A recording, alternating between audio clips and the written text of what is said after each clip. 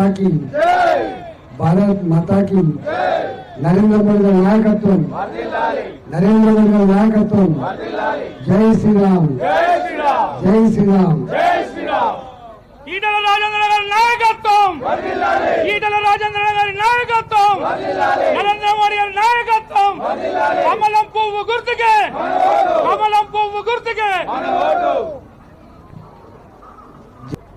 వేదికైనటువంటి నాయకులకు మీ ముందు జగన్ కూడా ప్రజల ఆశీర్వాదం కోసం భారతీయ జనతా పార్టీ అభ్యర్థులుగా మీరు వార్డులలో పోటీ చేస్తున్నటువంటి 13వ వార్డు అభ్యర్థి దాసరి రమేష్ 13వ వార్డు సాయిబాబా 14వ వార్డు 15వ వార్డు చింతన శోభారాణి లక్ష్మీనారాయణ వాళ్ళ భర్త పేరు పట్టుకో ముగ్గురు అభ్యర్థుల కోసం ఈరోజు రావడం జరిగింది.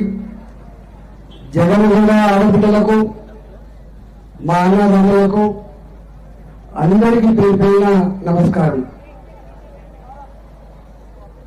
ఈ గ్రామాలు ఒకనాడు గ్రామ పంచాయతీగా ఉండే, కానీ ఎందుకో మున్సిపాలిటీ అంటే 20,000 30,000 జనాభా ఉన్నటువంటి వాటిని మున్సిపాలిటీ చేస్తారు.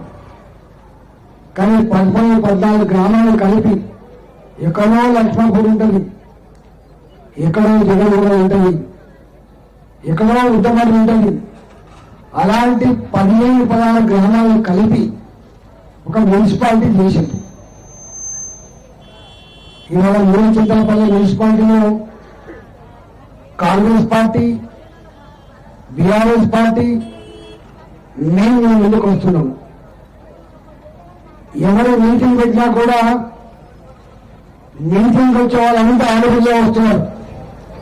మనవాళ్ళందరికీ కప్పులు ఎవరు పని మీద పనులు చేస్తున్నారు, కానీ ఆలోచించవలసిన నాయకులు ఆడపిల్లలే.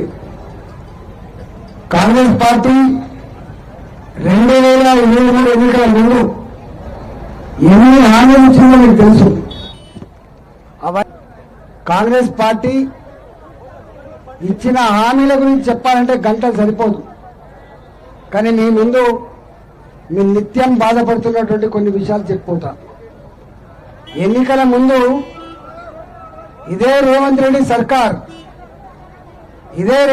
సర్కార్ ప్రతి ఆడబిడ్డకి 2,500 రూపాయలు నెల నెల ప్రభుత్వ ఉద్యోగులకు ఎట్లా వచ్చిందో మీకు అట్లా ఇస్తానని చెప్పింది. ఇచ్చిందా?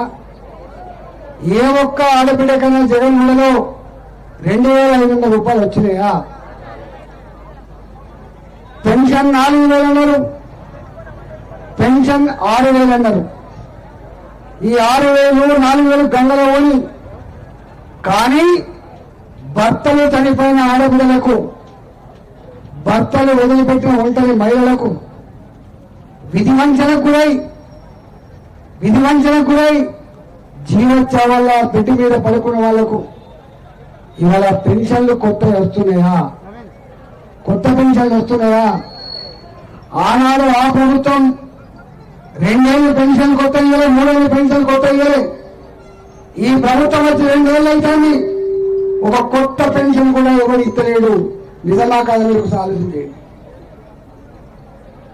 ఆనాడు కళ్యాణ లక్ష్మి 1,00,000 రూపాయల ఎంపీ షాది, తెలంగాణ మస్తు పైసలున్నాయి, పేదలకు ఇంకా ఏం పోద్దని చెప్పి రేవంత్ రెడ్డి గారు 1 తులం బంగారం కూడా ఇస్తా అని చెప్పిండు. జగన్గూడలో ఏ ఒక్క పెళ్లికైనా 1,00,000 రూపాయలతో పాటుగా తులం బంగారం వచ్చిందని మీకు చెప్పాలి.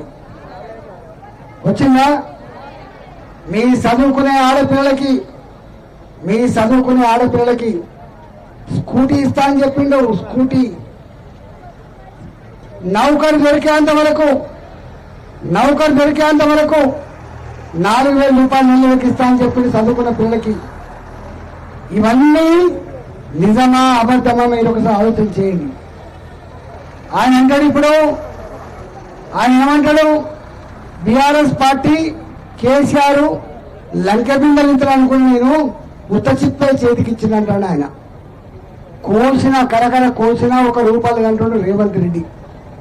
మరి రూపాయలు లేని రేవంత్ రెడ్డి, పెన్షన్ లేని రేవంత్ రెడ్డి, కళ్యాణ లక్ష్మికి తులం బంగారం ఇవ్వని రేవంత్ రెడ్డి, ఆడపిల్లలకు స్కూటీ ఇవ్వలేని రేవంత్ రెడ్డి, నిరుద్యోగ యువతకి ₹4,000 ఇవ్వని రేవంత్ రెడ్డి, నా ఆడపిల్లలకు ₹2,500 ఇవ్వని రేవంత్ రెడ్డి, రైతు బంధు చక్కగా ఇవ్వలేని రేవంత్ రెడ్డి, రేపు మున్సిపాలిటీకి నిధులు ఇస్తాడంటే నమ్ముతామా? మనం నమ్ముతామా? మీరు చెప్పండి. ఒడ్డెక్కేదాకా ఓడమల్లప్ప, ఒడ్డెక్కినాక బోడమల్లప్ప. ఇది కాంగ్రెస్ వాళ్ళ కథ. వాళ్ళ గురించి చెప్తే ఇప్పుడు ఓడదు. ఇక మా బీఆర్ఎస్ పార్టీ నేను కూడా అక్కడి నుంచి వచ్చిన వాళ్ళు చెప్తున్నా.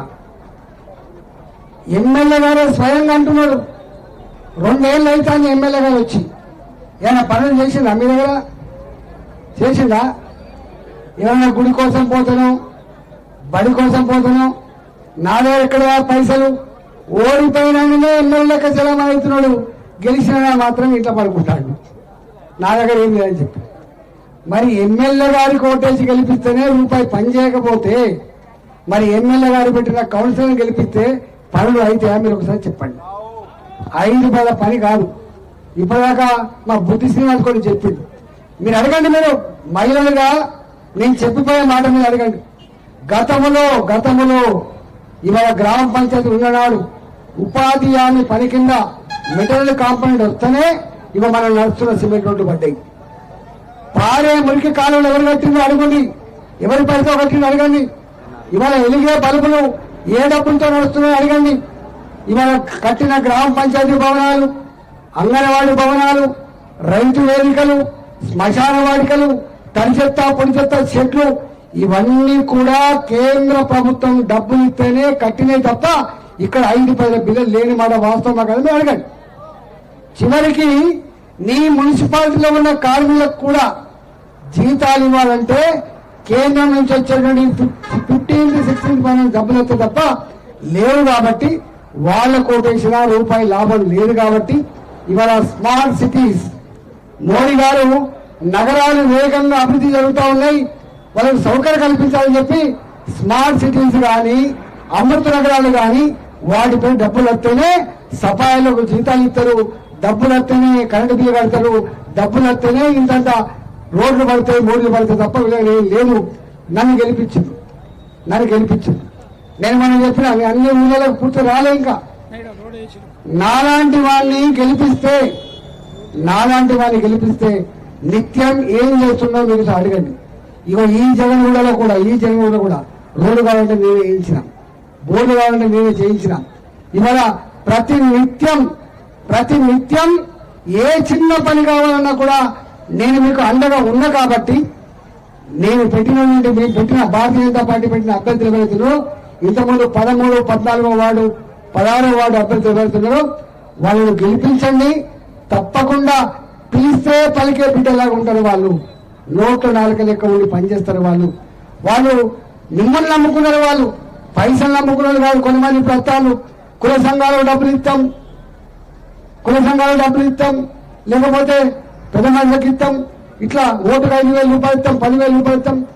డబ్బులతో కనుక రాజకీయాలు నడిస్తే మాలాంటి వాళ్ళకి గెలుస్తామా? రాజకీయాల్లో మనం విమర్శకం డబ్బులు ఇచ్చినామా?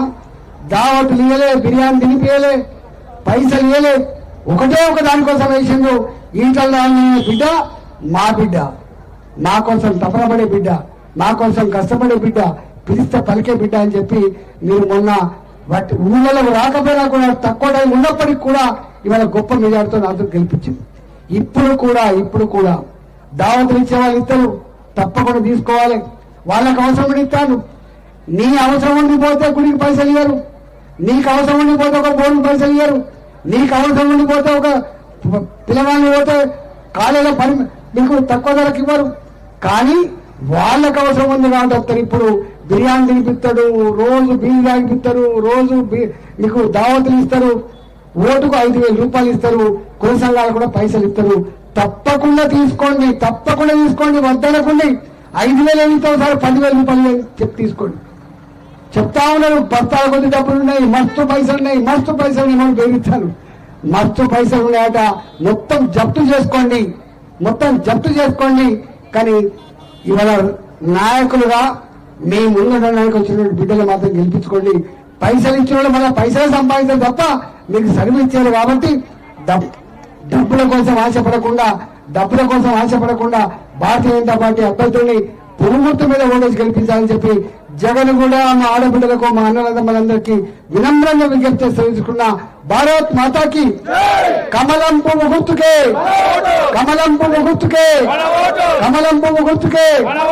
నరేంద్ర మోడీ గారి నాయకత్వం. జై శ్రీరామ్.